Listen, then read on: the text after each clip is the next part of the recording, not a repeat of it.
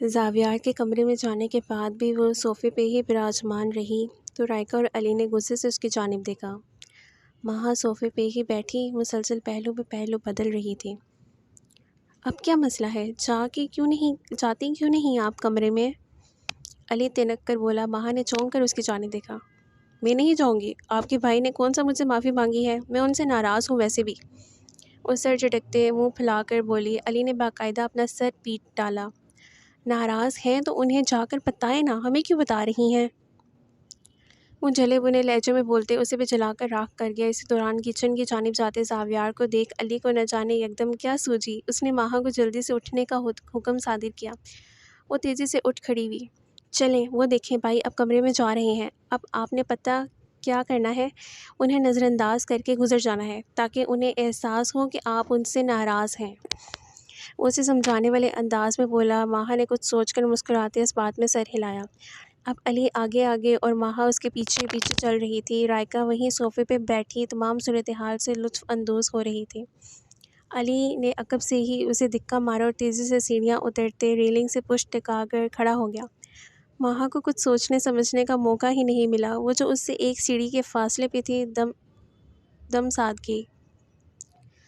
زاویار نے غصے سے جوں ہی رخ موڑا، عقب میں کھڑی ماہا کو دیکھ اس کی پیشانی پہ سلوٹیں نمودار ہوئیں۔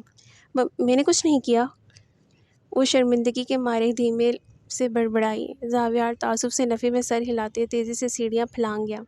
ماہا نے دانت پیستے علی کی جانب دیکھا جو مسلسل ہنس رہا تھا۔ وہ پیچ و تاب کھاتی رہ گئی۔ عجیب انسان ہے، ناراض تو مجھے ہونا چاہیے تھا، خڑوس انسان خود منہ پھلا کر اوپر چلے گئے ہیں، وہ غصے بھرے لہجے میں بولی۔ ماہا میں نے منہ نہیں پھلایا، اب اگر شکایتیں سب کو سنا لی ہوں تو میرے خیال میں تمہیں اب کمرے میں آ جانا چاہیے۔ اپنے نزدیک سے ابھرنے والی بھاری گمبھیر آواز پہ اپنی جگہ سے اچھل پڑی وہ۔ زاویار نے نرمی سے اس کی کلائی کو اپنی گرفت میں لیا۔ میری بیوی کو بیوی ہی رہنے دو علی، وہ جاتے جاتے اسے جتانے سے باز نہ آیا۔ علی خجل سا ہوتے بالوں میں ہاتھ پھیر گیا۔ زاویار نے کمرے میں آتے ساتھ ہی اس کا ہاتھ چھوڑا اور سوالیہ نگاہیں اس کی جانب مرکوز کی۔ کیا؟ ماہا نے اس کی معنی خیز نگاہیں خود پہ محسوس کر تڑپ کر استفسار کیا۔ کیا ہوا ہے تمہیں؟ وہ سیدھا مدعے کی بات پہ آیا۔ ماہا کا حلق تک سوکھ گیا۔ پوچھ تو ایسے رہی ہیں جیسے معلوم ہی نہ ہو کیا ہوا ہے۔ کچھ بھی نہیں، میری شکل ہی ایسی ہے، وہ چٹک کر بولی۔ زاویار نے بامشکل اپنی مسکراہٹ ضبط کی۔ شکل تو تمہاری ایسی ہی ہے، نو ڈاؤٹ، مگر تمہاری آنکھیں بالکل بھی ایسی نہیں ہیں۔ زاویار نے بھی اب کی بار سنجیدگی سے بولتے اس کی حالت سے ہیض اٹھایا۔ ماہا نے سختی سے مٹھیاں بھینچتے ناک منہ چڑھائی۔ آپ کو میری آنکھوں میں اب کمی دکھنے لگی ہے، وہ اس کی بے وجہ نکس نکالنے پہ چڑھ کر بولی۔ آنکھوں میں ناگواری در آئی تھی۔ کمی نہیں دکھ رہی، بس تمہاری آنکھیں شاید کچھ کہنا چاہتی ہیں، تم لبوں سے کچھ نہ کہہ کر بھی آنکھوں سے بہت کچھ کہہ جاتی ہو، تمہارا چہرہ نہیں آنکھیں بولتی ہیں، اس کی آنکھوں کو اپنی انگلی کے پوروں سے چھوتے کھوئی کھوئی کیفیت میں بولا۔ اس کے لہجے پہ بھاری پن ماہا کو لرزنے پہ مجبور کر گیا۔ وہ بہک رہا تھا۔ جیسے میری ذات کو نظر انداز کرتے ہیں ویسے ہی میری آنکھوں کو بھی کر دیں، یہ کوئی بڑی بات نہیں ہے، اب ساری زندگی ہی تو میری آنکھیں تھوڑی نہ پڑھتے رہیں گے آپ، وہ خود پہ ضبط کرتے سپاٹ لب و لہجے پہ بولی۔ اتنی آسانی سے مان جاتی تو مقابل انسان کو آسانی سے جیت جاتا، اور فی الحال اس سے زاویار کی جیت قطعی قبول نہیں تھی۔ زاویار کو اب کی بار معاملہ گمبھیر ہوتا دکھائی دیا۔ اس نے سرد نگاہوں سے اسے گھورا۔ دیکھو ماہا، اس وقت میرا مزمل کو پکڑنا ضروری تھا، اس وقت بھی آپ کو اپنی ڈیوٹی ہی یاد آئی نا، میری تو ویسے بھی کسی کو فکر ہی نہیں ہے، لاوارث جو ہوں میں۔ اس کے تلخ لہجے پہ زاویار کی کشادہ پیشانی پہ شکنوں کا جال بچھا، گھنی مونچھوں تلے انابی لب بھینچ لیے ناگواری آنکھوں میں سمٹ آئی۔ اچھا، جب یہ سب جانتی ہو تو میرے پیچھے رونے کا مقصد کیا بہت زیادہ ڈر گئی تھی؟ اس نے نرمی سے بولتے اسے اپنے حصار میں لیا اور ہمیشہ کی طرح وہ پگھلنے والی ہو گئی۔ ڈرتی ورتی تو میں کسی سے نہیں ہوں، بس مجھے تھا کہ آپ کو نہ جانے اب مجھ پہ یقین رہا ہے یا نہیں، وہ چہرہ جھکائے دھیمے سے اعتراف کرنے والے انداز میں بولی۔ اس نے خود کو زاویار کے حصار سے آزاد کرانے کی صحیح بھی نہیں کی تھی۔ ضروری تو نہیں کہ جہاں محبت نہ ہو وہاں یقین بھی نہ ہو۔ زاویار نے ٹھوڑی کی مدد سے اس کا چہرہ اٹھاتے اس کی پیشانی پہ اپنا عقیدت بھرا لمس چھوڑا۔ ماہا نے آنکھیں موندتے اس احساس کو اندر اترتے محسوس کیا۔ کیسا پرلطف احساس تھا کہ وہ اس کے پاس تھا، اسی کا تھا۔ اس کی آنکھیں من من آنسوؤں سے بھر گئیں۔ تو پھر جو نیچے وہ سب آپ نے کہا؟ اس نے زاویار کی آنکھوں میں دیکھا۔ ایک لمحے کے لیے اسے ایسا محسوس ہوا جیسے وہ مسکرائی ہو۔ وہ الجھ گئی۔ وہ سب ضروری تھا میری جان۔ وہ ہنس کر بولتے پلٹا اور اسے اپنی گرفت سے آزاد کرتے اپنی شرٹ کے بٹن کھولے۔ ماہا یکٹک اس کے ہاتھوں کی حرکت کو نوٹ کر رہی تھی۔ یکلخت وہ تھمے تو ماہا کی آنکھیں بھی اس کی جانب اٹھیں۔ وہ بغور اس کی جانب دیکھ رہا تھا۔ اس کے دیکھنے کا انداز ایسا تھا کہ ماہا کی سانسیں رک گئیں۔ محبت نہیں سمجھنا اس کو، بس خود سے زیادہ یقین ہے مجھے تم پہ۔ وہ اسے اپنی جانب کھینچتے اس کی سماعتوں میں رس گھولنے والے انداز میں بولا۔ بولتے بولتے اس کی مونچھوں کی چبھن ماہا کو اپنے دائیں گال پہ محسوس ہوئی تو وہ خود میں سمٹ گئی۔ کوئی خاص وجہ؟ وہ کسی ٹرانس کی کیفیت میں بولی۔ اس کی سانسوں کی تپش ماہا کا چہرہ جھلسانے کو کافی تھی۔ زاویار نے نرمی سے اس کی مومی انگلیاں اپنی انگلیوں میں الجھائیں اور اس کی انگلیوں کو لبوں سے چھوا۔ ماہا کا چہرہ سرخ پڑ گیا۔ کیا یہ وجہ کم ہے کہ تم میری بیوی ہو؟ وہ شدت بھرے لہجے میں بولتے اس کے گرفت مضبوط کر گیا۔ ماہا کا سانس اس کی حرکت پہ سینے میں ہی اٹک گیا۔ جب محبت نہیں ہے تو پھر بھروسہ کیوں؟ اس کے سوال پہ زاویار نے ہنستے ہوئے اس کی ناک پہ ضرب لگائی اور اسے لیتے بیڈ کی جانب بڑھا۔ دراز سے فرسٹ ایڈ باکس نکالتے وہ اس کے عین سامنے بیٹھا۔ ماہا کی آنکھوں میں سامنے بیٹھے شخص کے لیے عزت اور محبت ایک نئے سرے سے بڑھ گئی۔ کبھی کبھی آپ کا ایک ذرا سے یقین بھروسہ بہت کچھ بچا لیتا ہے۔ محبت کا کیا ہے جب یقین ہی نہ ہو؟ میں نے بہت سے ایسے رشتے دیکھے ہیں جہاں محبت تو ہوتی ہے لیکن عزت نہیں ہوتی، نہ ہی یقین ہوتا ہے۔ ایسی محبت کا کوئی ایک فائدہ؟ وہ نرمی سے اس کی کلائی کے زخم پہ مرہم لگاتے محبت سے بول رہا تھا، اور ماہا کسی ٹرانس کی کیفیت میں اسے دیکھ رہی تھی۔ ہاتھوں کا زخم صاف کرتے اس نے اس کے سر سے دوپٹہ اتارتے گردن سے سرکایا تو آنکھوں کے سامنے وہی نشان دوبارہ ظاہر ہوئے۔ زاویار کی آنکھیں جلنے لگیں۔ ماہا آنکھیں میچ کر چہرہ جھکا گئی۔ کمرے میں بس ان دونوں کی مدھم سانسوں کی آواز گونج رہی تھی۔ لب سے کچھ نہ بول کر بھی احساسات اپنی جگہ بنا رہے تھے۔ مجھے بار بار محبت کا اظہار پسند نہیں ہے ماہا۔ یہ آئی لو یو، مس یو، اس قسم کے وقتی الفاظ کہہ دینے سے کچھ نہیں ہوتا، کچھ عمل بھی درکار ہوتا ہے، اور میری محبت تمہیں میرے ہر عمل میں ہی دکھائی دے گی۔ ہاں، تم اسے زاویار ظفر کا انوکھا انداز بھی کہہ سکتی ہو۔ تم میرے لیے اہم ہو کیونکہ تم میری بیوی ہو، اور بیوی کو کیسے رکھا جاتا ہے یہ زاویار ظفر بخوبی جانتا ہے۔ وہ اس کا چہرہ دونوں ہاتھوں کے پیالے میں بھرتے، اس کی دونوں آنکھوں کو شدت سے چھوتے، اس کے ماتھے سے ماتھا ٹکاتے بھاری لب و لہجے میں بولا۔ ماہا نم آنکھوں سمیت مسکرائی۔ ہمیشہ کی طرح پورے حق سے میری بیوی کہنا۔ ماہا کا دل ایک نئے سرے سے دھڑکا گیا۔ اس نے بنا کسی خوف اور جھجک کے اپنا سر پورے حق سے زاویار کے سینے پہ رکھ دیا۔ اس کے سینے میں دھڑکتا دل اس کے دل کی دھڑکن بھی بڑھا گیا۔ زاویار نے ہولے سے اس کے گرد حصار کھینچتے اس کے بالوں سے ڈھکے سر پہ لب رکھے اور اس کی گردن پہ موجود نشانوں پہ دھیمے سے اپنی انگلیوں کا لمس چھوڑا۔ ماہا اس کی حرکت پہ خود میں سمٹ کر رہ گئی۔ اس کی حرکت زاویار کی نگاہوں سے مخفی نہ رہ سکی۔ تبھی گھنی مونچھوں تلے انابی لبوں پہ ایک دلکش مسکراہٹ بکھر گئی۔ وہ سب رات کے کھانے سے فراغت حاصل کرتے لاؤنج میں بیٹھے آپس میں محو گفتگو تھے۔ اسی دوران رائکا کچن میں داخل ہوئی تو ماہا سب کے لیے چائے بنا رہی تھی۔ عبیر نے کھانا کھا لیا رائکا؟ ماہا نے کچھ سوچ کر پوچھا۔ کھانے کی میز پہ بھی سونے کی بدولت نہیں آ پائی تھی؟ نہیں گئی تھی میں، لیکن وہ ابھی بھی پرسکون نیند سو رہی تھی۔ رائکا نے لاپرواہی سے شانے اچکائے۔ ماہا کے چہرے پہ الجھن نمودار ہوئی۔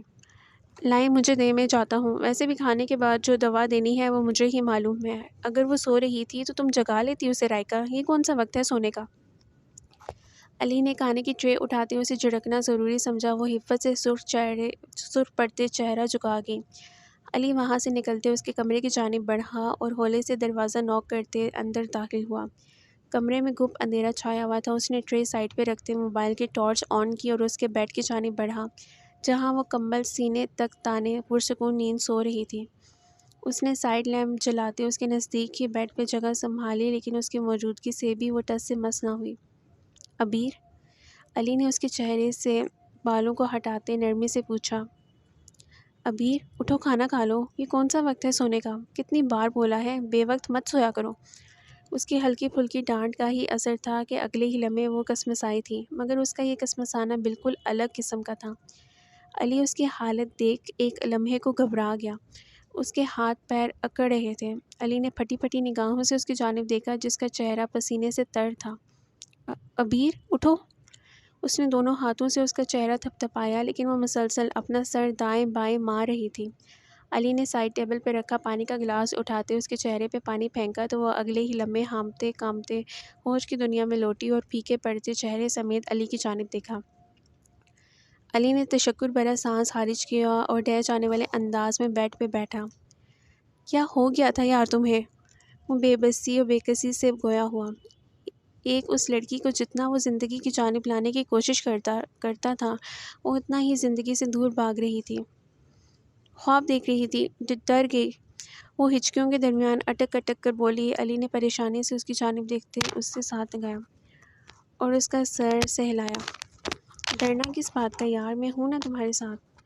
وہ اس کا تر چہرہ پوچھتے محبت سے پکارنے والے انداز میں بولا۔ وہ تڑپ کر اس سے الگ ہوئی۔ نہیں، پاس نہیں آئے، آپ کا پاس ہونا ہی تو ڈر کی وجہ ہے، اگر آپ کو کچھ ہو گیا تو۔ وہ مسلسل نفی میں سر ہلا رہی تھی، اس کے لہجے میں خوف ہلکورے کھا رہا تھا۔ تو ٹھیک ہے، پھر میں اصل میں ہی تمہیں مر کر دکھاتا ہوں، وہ ناراضگی بھرے لہجے میں بولا۔ ابیر کا دل اس کی بات پہ خوف سے بھر گیا۔ پہلے پاپا اور اب علی، یا اس کی زندگی سے جڑے تمام مرد؟ نہیں، اس کا سر بے ساختہ نفی میں ہلا، چہرے کی رنگت سفید پڑ رہی تھی۔ مذاق کر رہا ہوں یار، تمہیں چھوڑ کر اب کہاں جانا؟ اب تاعمر صرف یہیں رہنا ہے۔ چلو اب جلدی سے ڈنر کر لو، پھر دوا لے کر چاہے تو سو جانا۔ وہ محبت سے بولتے ساتھ ساتھ اسے کھانا بھی کھلا رہا تھا اور وہ بنا پلک جھپکائے اس کی جانب دیکھ رہی تھی جیسے وہ سچ میں کہیں جانے والا ہو۔ کھانے سے فراغت حاصل کرتے ہی اس نے دراز سے دوا نکالی۔ میں لے لوں گی، وہ جلدی سے بولی۔ علی نے مشکوک نگاہیں اس کی جانب اٹھائیں۔ میں سچ میں لے لوں گی، وہ انگلیوں کو آپس میں الجھاتے حالی حالی لہجے میں بولی۔ علی نے شیشی اس کی جانب بڑھائی تو اس نے جلدی سے گولی نکالتے منہ میں ڈال لی۔ علی نے پانی کا گلاس اس کی جانب بڑھایا۔ اس کی دوائی کھانے کا یقین کرتے ہی وہ اپنی جگہ سے اٹھا۔ چلو اب آرام کرنا ہو تو تم کر سکتی ہو، اگر سونا چاہو تو تھوڑی سی چہل قدمی کر لینا پہلے کمرے میں ہی، اگر باہر بھی آنا ہو تو بلا جھجک آ جانا، وہ اس کا گال سہلاتے نرمی سے بولا۔ ابیر آنکھوں میں ویرانے لیے مسکرائی اور دور جاتے ہوئے شخص کی پشت کو دیکھتے اس کی آنکھوں کی چوٹ جیسے بجھ سی گئی۔ وہ کمرے کے عین وسط میں کھڑے مسلسل بند دروازے کو گھورے جا رہی تھی۔ یکلخت اس نے کسی احساس کے تحت تیزی سے چلتے پنکھے کو گھورا اور چہرہ جھکا لیا اور ہاتھوں کو سختی سے پینچھتے ان کی کپکپاہٹ پہ قابو پایا۔ آنسو پلکوں کی باڑ توڑتے گالوں پہ بہہ رہے تھے۔ کالی رات مزید تاریک ہوتی جا رہی تھی مگر اس کی آنکھوں میں نیند کا شائبہ تک نہیں تھا۔ آسمان پہ بادلوں نے اپنا ڈیرا جمایا ہوا تھا۔ تیز ہوا کے جھونکے اس کے وجود سے ٹکراتے تو وجود میں سنسناہٹ سے دوڑا دیتے۔ وہ لان کے عین وسط میں کھڑی یکٹک آسمان کی جانب دیکھ رہی تھی۔ پاپا، مجھے آپ کی بہت یاد آتی ہے، آپ کا مجھے ہنسانا، مجھے سیر کروانا، مجھے کھلانا پلانا، میرا خیال رکھنا، سب کچھ یاد آتا ہے۔ علی بھی میرا بالکل ایسے ہی خیال رکھتے ہیں لیکن میں انہیں آپ کی طرح کھونا نہیں چاہتی۔ ٹھیک کہتی ہے لائبہ آپی، جو مجھ سے منسلک ہوتا ہے وہ مر جاتا ہے۔ میں ان کو ان کے گھر والوں سے الگ نہیں کر سکتی پاپا، میں نہیں کر سکتی، میں خود غرض بھی نہیں ہوں، بری بھی نہیں ہوں، میں انہیں نہیں مار سکتی۔ ایک بار خونی کہلا چکی ہوں، دوبارہ نہیں کہلانا چاہتی۔ نہیں، تم نے مارا ہے میرے پاپا کو، قاتل ہو تم، منحوس ڈائن، نگل گئی اپنے ماں باپ کو۔ پھپھو اور لائبہ کا چیخ چیخ کر رونا اس کے سماعتوں میں لہرایا تو اس کی بھی چیخیں نکل گئیں۔ اس نے دونوں ہاتھ اپنے کان پہ رکھتے گہرے سانس بھرے اور ان آوازوں سے پیچھا چھڑوانا چاہا۔ نہیں ہوں میں قاتل، جتنا مرضی پیچھا چھڑوا لو ان باتوں سے، لیکن جو سچ ہے وہ سچ ہے، تم نے ہی مارا ہے میرے پاپا کو۔ کاش اس دن سڑک کے بیچوں بیچ پاپا تمہیں بچانے نہ آتے اور تم خود مر جاتی، تم مر جاتی اس دن، تم قاتل ہو۔ اور اب علی بھی بہت جلد مر جائے گا کیونکہ میرے ہوتے تم اس گھر کی بہو نہیں بن سکتی، میں ایسا کبھی نہیں ہونے دوں گی، وہ مر جائے گا۔ جب جیت میرے حصے میں نہیں آئی تو تمہارے حصے میں کیسے آئے گی؟ وہ مر جائے گا۔ اگر تم نے اسے نہ چھوڑا تو ہو سکتا ہے وہ کل مر جائے، پرسوں مر جائے، لیکن مرے گا ضرور، اور تمہارے پاس پچھتاوے کے علاوہ کچھ نہ ہوگا۔ پھر ہماری طرح یہ گھر والے بھی نفرت کریں گے تم سے۔ لائبہ کی سفاکیت بھری آواز میں عبیر نے مڑ کر خوفزدہ نگاہوں سے اسے دیکھا جو شیطانیت بھرا کہکہا لگا رہی تھی۔ وہ مرے گا ضرور عبیر، وہ مرے گا۔ تم دونوں کی کہانی میں کسی ایک کو مرنا ہوگا۔ اگر وہ مر گیا تو تم خالی ہاتھ رہ جاؤ گی، اور اگر تم مر گئی تو ان کی زندگیوں سے منحوسیت کا سایہ مٹ جائے گا، ختم ہو جائے گا سب۔ وہ اسے بری طرح جھنجھوڑ کر بولتے ہوئے جس راستے سے آئی تھی وہیں سے واپس چلی گئی۔ عبیر نے فک چہرے سمیت اس کی پشت کو گھورا جب تک وہ نگاہوں سے اوجھل نہ ہوگی۔ نہیں، نہیں، علی، نہیں، وہ بگڑے تنفس سمیت بولی اور بھاگنے والے انداز میں اندر کی جانب بڑھی۔ سب اپنے اپنے کمروں میں تھے۔ وہ دبے پیروں سے چلتی علی کے کمرے کی جانب بڑھی۔ زرد پڑتے چہرے سمیت اس نے دروازہ کھولنے سے واہ کیا تو وہ چڑ کی آواز کے ساتھ کھلتا چلا گیا۔ وہ چھوٹے چھوٹے قدم اٹھاتی بیڈ کے نزدیک آ کر رکی تو وہ سکون سے اوندھے منہ لیٹا سویا ہوا تھا۔ وہ وہیں بیڈ کے کنارے سے لگ کر زمین پہ بیٹھ گئی اور کھوئی کھوئی کیفیت میں بنا پلک جھپکائے اسے گھورتی رہی، یہاں تک کہ بیٹھے بیٹھے کمر اکڑ گئی۔ کہانی وہی اچھی لگتی ہے جس میں کسی ایک فریق کی وجہ سے دوسرے کو کوئی نقصان نہ پہنچے، تو پھر عبیر کی بدولت علی کو کیوں؟ میں آپ پہ ایک آنچ میں نہیں آنے دوں گی، پھر چاہے مجھے اس کہانی کا اختتام ادھورا ہی کیوں نہ لکھنا پڑے، میں سب ٹھیک کر دوں گی۔ وہ اپنی وحشت زدہ نگاہیں اس کے چہرے پہ جمائے ہی وہاں سے اٹھی اور ذرا سے جھک کر اس کے چہرے پہ ہاتھ پھیرا تھا۔ اگلے ہی لمحے وہ اذیت سے مسکرا کر جھکی اور اس کی پیشانی پہ ہولے سے اپنے سرد پڑتے لب رکھے۔ اس نے قدم واپسی کی جانب بڑھائے تھے۔ لاؤنج میں پہنچتے ہی اس نے ایک طائرانہ نگاہ پورے گھر میں دوڑائی۔ اپنے کمرے کی جانب جاتے قدم من من باری ہو رہے تھے۔ تم منحوس ہو، قاتل ہو، تمہاری وجہ سے پہلے میرا باپ مارا اور اب علی بھی مر جائے گا، اور نہ جانے کن کن زندگیوں کو جہنم بناؤ گے۔ تم قاتل ہو، تم کسی کی محبت کے لائق نہیں، تمہیں مر جانا چاہیے۔ یہ سبز قدم ہے، سب کو کھا جاتی ہے یہ۔ طرح طرح کی آوازیں ذہن میں گٹ مٹ ہو رہی تھی۔ اپنے کمرے میں قدم رکھتے ہی اس نے آنکھیں میچ کر کھولیں تو وہ کسی بھی قسم کے جذبات سے آری تھیں۔ اس نے مضبوطی سے دروازے کے ہینڈل کو تھاما اور ایک جھٹکے سے دروازہ بند کر دیا۔ ایک محبت بھرا باب کھلنے سے قبل ہی بند ہو گیا تھا، اور یہ کہانی بھی پوری ہونے سے قبل ہی ادھوری رہ گئی تھی۔ غیر معمولی آواز کے ساتھ یکدم نہ جانے کس احساس کے تحت علی کی آنکھ ایک جھٹکے سے کھلی تھی۔ گھٹن کا احساس یکدم بڑھتا چلا گیا تھا۔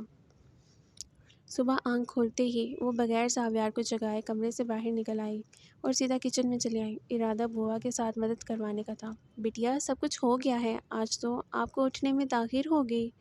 بوا کے بتانے میں ہاں مہاں ہی وہ شرمندہ سی ہوگی۔ چہرے پہ سرخی چھا گئی۔ وہ ہولے سے اس بات میں سر ہلاتے باہر نکلی تو سامنے ہی لاؤنج میں ظفر بیٹھے اخبار پڑھنے میں مصروف تھے۔ وہ مسکراتے ہوئے ان کے ساتھ ہی صوفے پہ ٹک گئی۔ کیسی ہے میری بیٹی؟ میں بالکل ٹھیک بابا، آپ لوگوں کے ہوتے ہوئے مجھے بھلا کیا ہو سکتا ہے؟ اس کے لہجے میں ایک اعتماد بول رہا تھا، اور یہ بات انہیں اچھے سے ازبر تھی کہ اعتماد اسے کس کا دیا ہوا تھا۔ ان کا دل یکدم خوشی سے بھر گیا، چہرے پہ تر و تازگی چھا گئی۔ کل رات سے اب تک وہ جس قدر پریشانی میں مبتلا تھے، زاویار کی جانب سے یکدم ساری اڑن چھو ہو گئی۔ السلام علیکم بابا۔ موئز کی خوشگوار آواز پہ وہ مسکراتے ہوئے اس کی جانب متوجہ ہوئے تو ماہا کے لب کل رات کی بابت سوچتے خود بخود مسکرا اٹھے۔ اس کے چہرے سے جھلکتا سکون کسی کو بھی ٹھٹکا دینے کو کافی تھا۔ یہی سب سامنے سے آتے علی کے ساتھ پیش آیا تھا۔ اس نے آنکھیں چھوٹی کرتے مشکوک نگاہوں سے اسے خود ہی مسکراتے دیکھا۔ لگتا ہے کسی پہ خاص رحمت برسی ہے۔ وہ جان بوجھ کر اسے ٹھہوکا مارتے معنی خیزی سے بولتے اسے ہڑبڑانے پہ مجبور کر گیا۔ وہ خجل سی ہوتی چہرہ جھکا گئی۔ اس سے پہلے اس کے شوہر کی رحمت تم پہ برسے اپنی شکل یہاں سے گم کر لو۔ موئز نے بھی حساب بے باک کیا۔ علی اس اچانک حملے پہ بلبلا اٹھا اور متلاشی نگاہیں اطراف میں گھمائیں۔ لگتا ہے آج کا دن اچھا گزرنے والا ہے، برے لوگوں کا سامنا تو نہیں ہوا۔ علی پرسکون سے صوفے سے پشت ٹکا کر بیٹھتے ہوئے بولا۔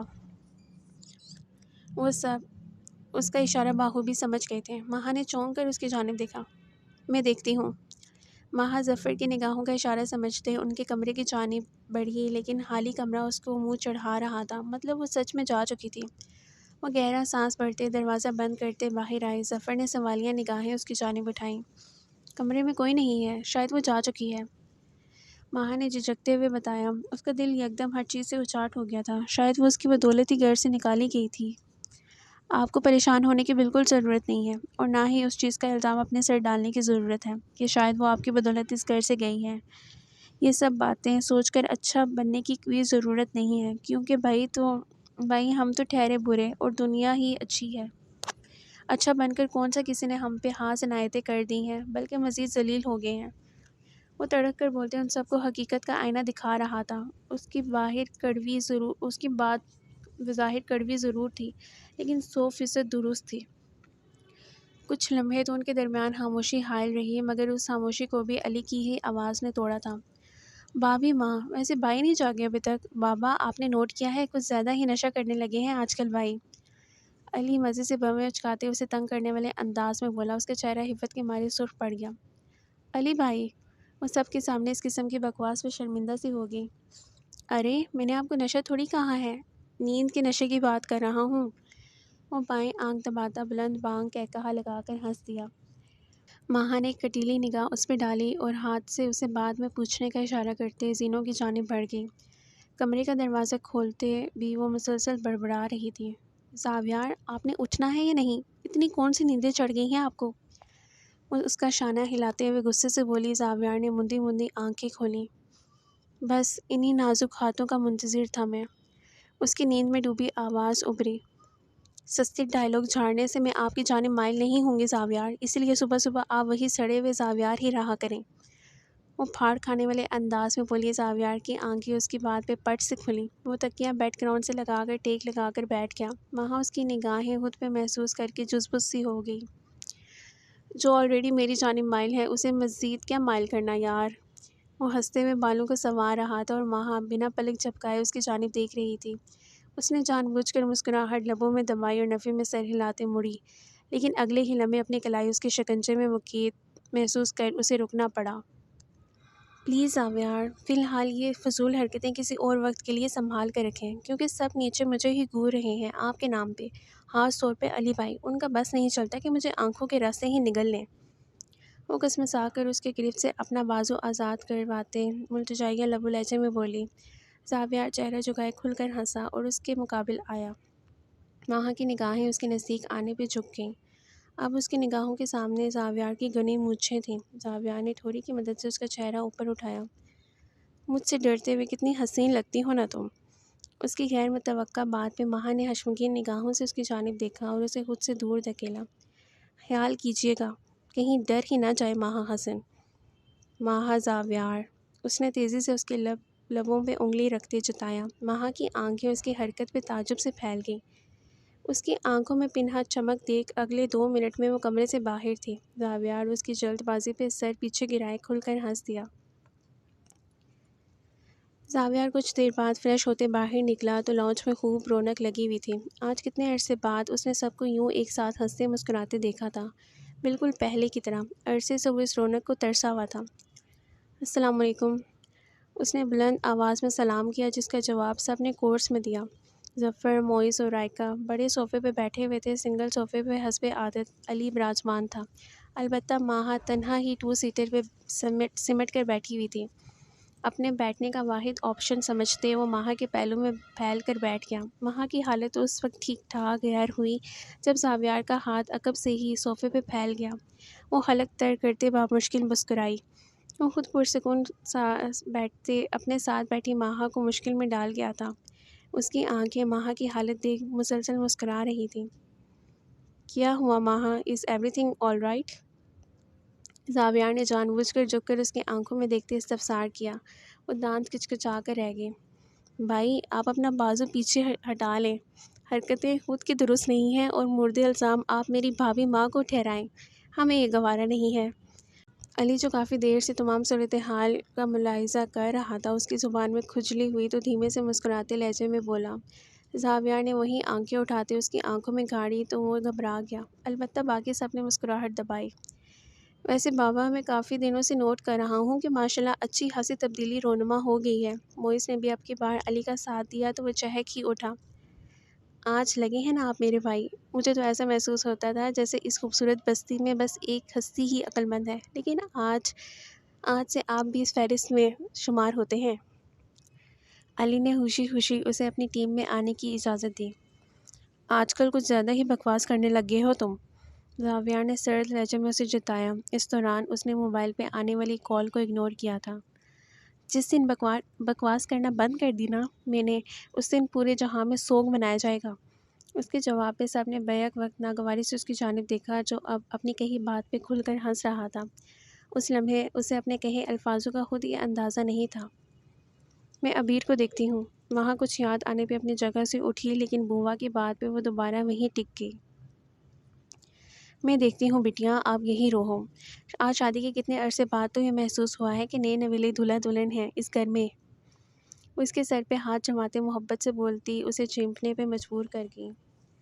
بوا آگے کی جانب بڑھ گئیں۔ اگلے ہی لمحے وہ واپس لوٹی تو اب کی بار ان کے چہرے پہ گھبراہٹ کا عنصر صاف نمایاں تھا۔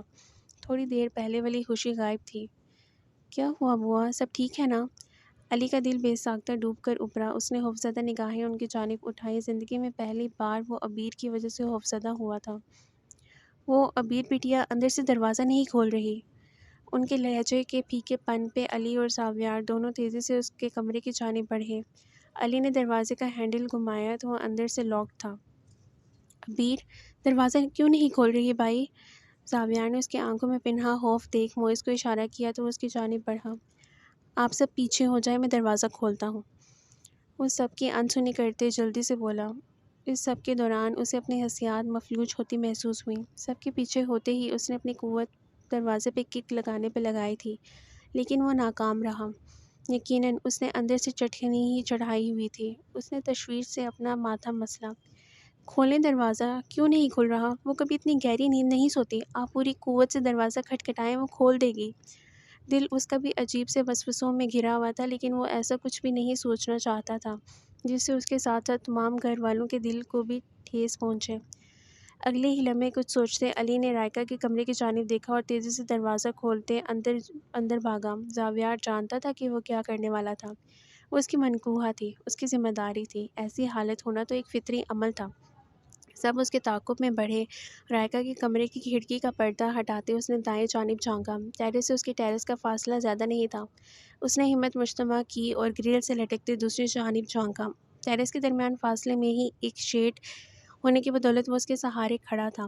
اس دوران اس کے ذہن میں صرف عبیر کا روتا ہوا چہرہ گھوم رہا تھا۔ کاش وہ اسے کل اس لمحے تنہا نہ چھوڑتا۔ نہ جانے کیا کیا ہوگا اس لڑکی نے اپنے ساتھ۔ یکدم وہ لڑکھڑایا تو سب چلا اٹھے۔ علی، احتیاط سے، نہ جانے کس کی بری نظر کھا گئی ہے میرے گھر کی خوشیوں کو۔ ظفر کے بھرائے اور تھکے تھکے لہجے پہ زاویار نے آگے بڑھتے انہیں سنبھالا۔ اگلے ہی لمحے علی اس کی کھڑکی میں جوں ہی کھلا۔ سب نے تشکر بھرا سانس خارج کیا۔ پردہ ہٹاتے ہی اندر کا منظر صاف واضح تھا۔ اس نے دھکا مارتے کھڑکی کے پٹ کھولے تو وہ کھلتے چلے گئے۔ اس نے عبیر کی تلاش میں اطراف میں نگاہیں گھمائیں، لیکن وہ اسے کہیں بھی دکھائی نہ دی۔ اندر پہنچتے ہی اس نے سب سے پہلے دروازہ کھولا، لیکن اگلے ہی لمحے بیڈ کے پاس زمین پہ اوندے منہ گری عبیر کو دیکھ اس کی آنکھیں جیسے پتھر کی ہو گئیں۔ قدم اٹھنے سے انکاری تھے۔ عبیر! چیخو پکار پہ اس نے بامشکل اپنی نم ہوتی پلکیں چپکائیں اور اپنے قدموں کو گھسیٹتے آگے کی جانب بڑھا، جہاں زاویار اسے سیدھا کر چکا تھا، لیکن اس کے منہ سے نکلتی جھاگ دیکھ ان سب کو اپنی سانسیں رکتی ہوئی محسوس ہوئیں۔ علی نے نیچے بیٹھتے زاویار کے ہاتھوں سے اسے لیا اور اس کا یک پڑتا گال تھپ تھپایا۔ وہ بے سود پڑی تھی۔ عبیر، آنکھیں کھولو۔ علی کا لہجہ بھرا گیا، لیکن اس بار اس نے اس کی نہیں سنی۔ عبیر، پلیز آنکھیں کھولو۔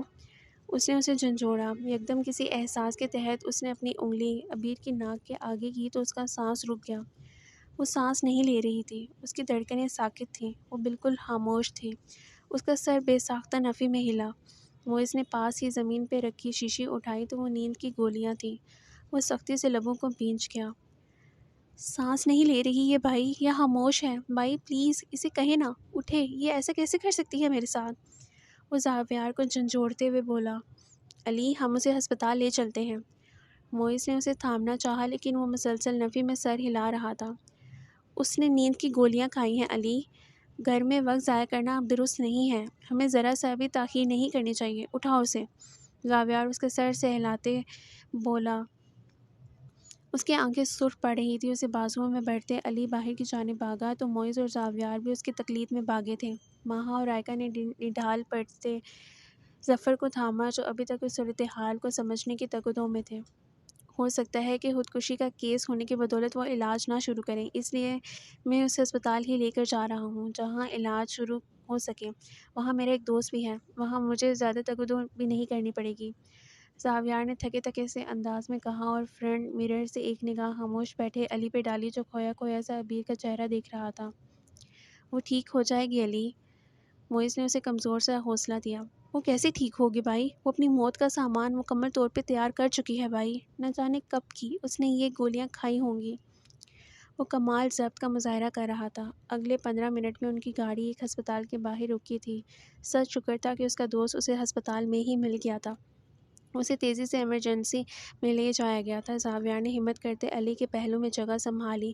وہ جو چہرہ جھکائے اضطراب کی کیفیت میں مسلسل اپنی بائیں ٹانگ ہلا رہا تھا، کسی کو اپنے پاس بیٹھتا محسوس کر اس نے چہرہ اوپر اٹھایا تو زاویار کی شکل دیکھ اس کا خود پہ باندھا گیا ضبط کا پہرہ بری طرح چکنا چور ہو گیا۔ وہ زاویار کے شانے پہ سر رکھ کے بلک بلک کر رو دیا۔ زاویار نے اسے کھل کر رونے دیا، بس اس دوران وہ اس کی پشت سہلا رہا تھا۔ آئی ایم سوری بھائی، آپ سے کیے گئے عہد کا پاس نہیں رکھ پایا، میں آپ کی بہن کا خیال نہیں رکھ پایا۔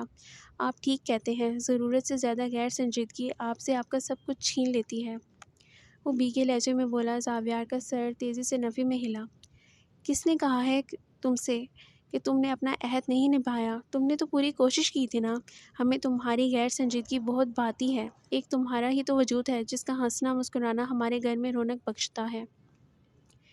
اس کے پیشانی چومتے محبت سے بولا۔ وہ مسلسل نفی میں سر ہلاتے بکھر رہا تھا۔ اس کی آنکھوں میں پے در پے آنسو ٹوٹتے اس کی شیف میں جذب ہو گئے۔ پتہ نہیں وہ کن سوچوں میں غلطاں تھی بھائی، میں نے اسے پوچھا تھا لیکن اس نے نہیں بتایا مجھے، نہ جانے کتنے دکھ کتنے درد خود میں سموئے رکھتی تھی وہ۔ بھائی پلیز اسے بچا لیں، وہ اس کے شانے پہ سر رکھتے تھکے تھکے لہجے میں بولا۔ زاویار نے آنکھیں موند کر کھولیں۔ اندر موجود پیشنٹ؟ جی ہم ہیں ان کے ساتھ، سب ٹھیک ہے نا؟ معیز نے ڈوبتے دل سمیت استفسار کیا۔ سب ٹھیک کیسے ہو سکتا ہے؟ نہ جانے انہوں نے کب سے نیند کی گولیاں کھائی ہوئی ہیں، ان کی حالت بے حد کریٹیکل ہے۔ ہم اپنی پوری کوشش کر رہے ہیں لیکن وہ چاہ کر بھی سانس بحال نہیں کر پا رہی، وہ ہمت ہار رہی ہیں۔ ڈاکٹر کی بات پہ علی نے حالی حالی نگاہوں سے جاتی ڈاکٹر کی پشت کو تکا۔ تمہاری آخری ملاقات عبیر سے کب ہوئی تھی علی؟ کل رات بھائی، بہت رو رہی تھی، مرنے کی باتیں کر رہی تھی، مایوس تھی۔ میں نے اسے سمجھایا تھا، مجھے لگا تھا کہ شاید میری باتیں اسے اثر انداز کریں گی، میری ہستی اس کے لیے اتنی اہمیت کی حامل ہے، لیکن یہ سب میری خوش فہمی تھی۔ یہاں سر رکھ کر روئی تھی وہ، یہاں شانے پہ سر رکھتے اس نے آنسو بہائے تھے۔ بہت تکلیف ہوئی تھی بھائی، وہ جو بات پہ بات ہنسنے کی کوشش کرتی تھی نا بھائی، میرے گلے لگ کر روئی تھی۔ میں تو اسے خوشیاں دینا چاہتا تھا لیکن وہ تو میری خوشیاں بھی اپنے ساتھ لے کر جانا چاہ رہی ہے۔ اس کی سانسیں کیسے تھم سکتی ہیں بھائی؟ میں نے بہت کم عرصے میں اسے اپنا سب کچھ مانا ہے، وہ مجھے ایک لمحے میں پرایا کیسے کر سکتی ہے؟ وہ اسے مجھ سے محبت ہی نہیں تھی، محبت ہوتی تو عقیدت ہوتی، تو اس سب سے قبل وہ میرے بارے میں ضرور سوچتی۔ وہ ویران لہجے میں بولتے ان دونوں کو ٹھٹکا گیا۔ وہ اندر زندگی موت کی جنگ لڑتی لڑکی سے بدگمان ہو رہا تھا۔ اگلے ہی لمحے معیز نے اپنی جیب سے سفید رنگ کا کاغذ نکالتے اس کی جانب بڑھایا تھا۔ وہ تم سے محبت کرتی تھی یا نہیں؟ شاید تمہارے ہر سوال کا جواب تمہیں اس کاغذ کے ٹکڑے میں مل جائے، وہ نظریں چرا کر بولا۔ علی نے لرزتے ہاتھوں سے وہ کاغذ تھاما اور بینچ پہ جا کر ٹک گیا۔ میں جانتی ہوں، جب تک یہ کاغذ کا ٹکڑا آپ تک پہنچے گا آپ مجھ سے شدید بدگمان ہو چکے ہوں گے، شاید نفرت بھی کرنے لگے ہوں، شاید ہی مجھ سے برا کوئی آپ کو اس دنیا میں لگے، شاید ہی میرے مردہ وجود سے آپ کو گھن آنے لگے اور آپ نگاہیں پھیر لیں، شاید آپ کا دل چاہے کہ کاش آپ خود میری جان اپنے ہاتھوں سے لے لیتے۔ یہ سب کچھ میرے لیے شاید جانتے ہیں کیوں ہے؟ کیونکہ میں نے کبھی میرے پاگل پن پہ علی کی آنکھوں میں الجھن نہیں دیکھی، میں نے کبھی اپنے مسلسل رونے پہ علی کی آنکھوں پہ کوفت محسوس نہیں کی، کبھی میں نے آپ کو بلا وجہ کسی پہ میرا دل کھولتے نہیں دیکھا، تو پھر میں یہ بات یقین سے کیسے کہوں کہ علی عبیر سے نفرت کر سکتا ہے؟ میں چھوٹی ہوں، جانتی ہوں، لیکن اس دنیا نے مجھے چھوٹا نہیں رہنے دیا۔ میرا دل بھی بہت چھوٹا تھا جس میں اس پوری دنیا کی نفرت بھر چکی تھی، اس میں مزید محبت کی گنجائش نہیں تھی۔ مجھ سے کوئی پیار کرتا تھا تو لگتا تھا ہمدردی ہے، محبت تو کہیں دکھتی ہی نہیں تھی، نا امیدی تھی اپنی زندگی میں۔ پاپا کے بعد کبھی کوئی اچھا مرد دیکھا ہی نہیں تھا زندگی میں، تو لگتا تھا کہ باپ کے بغیر کوئی مرد چھاؤں نہیں دے سکتا، لیکن صابر بھائی، موئز بھائی اور آپ نے مجھے وہ چھاؤں دی، مگر مجھ جیسی ناشکری وہ ہضم نہیں کر پائی، قبول نہیں کر پائی، الجھن ہونے لگی تھی اس سب سے۔ میں سب سے محبت کرنا چاہتی تھی، لیکن میں کسی سے محبت کر کے اس کی جان کو خطرے میں کیوں ڈالتی؟ میں کیوں زاوی بھائی کی جان کو خطرے میں ڈال کر ماہا بھابھی کی زندگی میں بے سکونی لاتی؟ پھر بھی وہ بھی تو مجھ سے ماما اور آپی جیسی محبت نہیں کرتی نا، وہ مجھ سے نفرت کرتی، میں آپ کو مشکل میں ڈالتی، آپ کے ہنسنے سے تو وہ گھر مسکراتا ہے نا۔ لائبہ اپی کہتی تھیں کہ بہت جلد آپ کو کچھ ہو جائے گا میری وجہ سے، دیکھیں میں نے وہ وجہ ختم کر دی، اب تو ہر طرف سکون ہوگا نا، سب خوش رہیں گے، میرے جانے سے کسی کو فرق نہیں پڑتا، جب میرے ہونے سے کسی کو فرق نہیں پڑتا تھا تو پھر جانے سے بھی نہیں پڑے گا۔ میں نے ہر چیز برداشت کر لی، لیکن آپ کی ذات کو کچھ ہو یہ برداشت نہیں کر پائی۔ مجھ میں پاپا کے پاس بعد کسی کو کھونے کا حوصلہ نہیں تھا، کسی کو بھی نہیں۔ اس کا مطلب یہ نہیں کہ مجھے آپ سے محبت نہیں، مجھے آپ سے بے حد محبت ہے، عقیدت ہے، کیونکہ میرے اللہ نے آپ کو میرے لیے چنا تھا، مگر اللہ نے پہلے ماما کو مجھ سے چھینا، پھر پاپا کو، اس کے بعد کافی جگہ خالی چھوڑی گئی تھی۔ اس کے آگے آنسوؤں کے میٹھے میٹھے نشان محسوس کر علی نے آنکھوں کو مینچا تو اس کے آنسو بھی اسی مقام پہ جذب ہوئے تھے۔ ماہا بھابھی اور رائکا آپی کو دیکھ کر مجھے حسرت ہوتی تھی، حسرت نہیں ہوتی تھی، بس حسرت تھی کہ جب وہ کھل کر جی سکتی ہیں تو پھر کیوں نہیں؟ یہ منفی سوچیں میری ساتھی بن گئی تھیں۔ عبیر بری نہیں بننا چاہتی تھی، مجھے سب کی نگاہوں میں بس اچھا رہنا تھا، برا نہیں بننا تھا، کیونکہ میں نے کبھی کسی کا برا نہیں سوچا تھا۔ میں اس لیے کسی کے سامنے نہیں آتی تھی کہ کسی کو میری گندی نظر نہ لگ جائے، یہ سب سوچیں میرا دماغ سوچتی تھی۔ کچھ کرنے کو جی چاہتا تھا خود کو اذیت دوں، تڑپوں، پتہ نہیں کیوں سکون نہیں مل رہا تھا مجھے، میں ختم ہو رہی تھی میں آپ کو مرتا ہوا نہیں دیکھ سکتی تھی، اس لیے خود مر گئی، فقط علی کی عبیر۔ اس نے آخری سطر پڑھتے کاغذ کو بے دردی سے مٹھی میں بینچا اور بے دم سے گھٹنوں کے بل زمین بوس ہوا تھا، آنسو تواتر آنکھوں سے بہہ رہے تھے۔ زاویار اور موئز نے اسے رونے سے نہیں روکا تھا، وہ چاہتے تھے کہ ایک بار کھل کر وہ رو دے، یوں گھٹ گھٹ کر رونے سے بہتر تو ایک بار کا ہی رونا تھا۔